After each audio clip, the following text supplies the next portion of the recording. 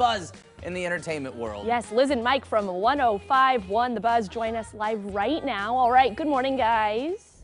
Morning. Hey, good morning. Good morning. Are you guys like Emma? Are you singing to everything in the studios? Just hot mic? Yes. Hot mic All the time.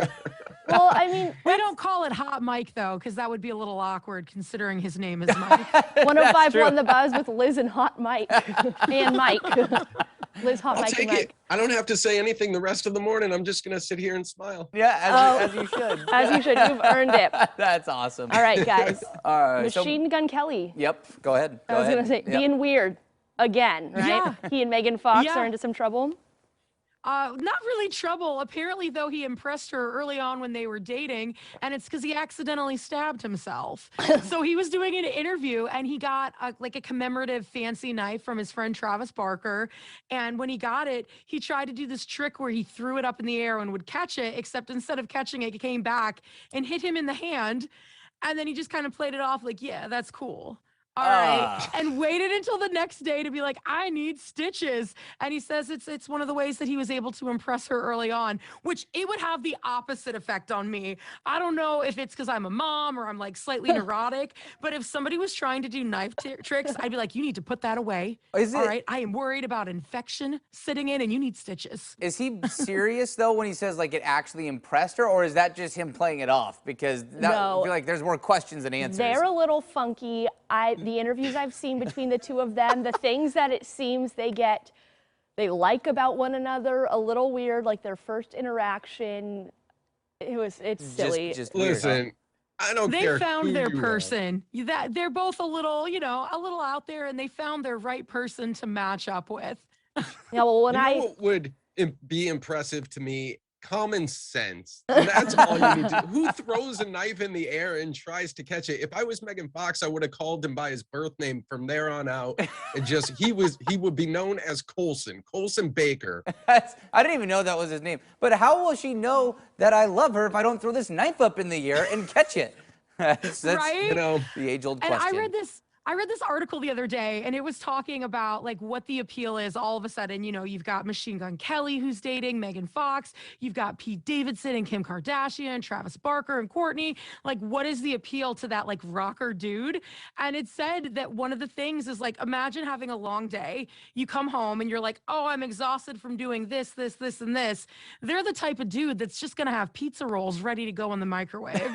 They're not gonna try to give you advice. They're not gonna tell you what you should do with your day. They're just going to say, oh, yeah, I've been playing video games. Would you like a pizza roll? And that was the best way to sum it up and describe it. And now all of a sudden I get it completely. That makes sense to me. I mean, with Travis Barker, I feel like maybe Courtney comes back and he's just like aggressively banging on the drums. I don't know. Yeah, it's like the pizza rolls are in the oven. Ah! Here I am thinking I need to go get a whole bunch more tattoos and hit the treadmill for like 24 hours in a row. But apparently I just need to lean into my lazy. Yeah, And that's it. Them pizza rolls, man. They're Embrace everybody's it. kryptonite. All right. Well, apparently back in the early 2000s, there was a relationship that I don't think anybody would have ever seen coming that was brewing. Prince William and Britney Spears.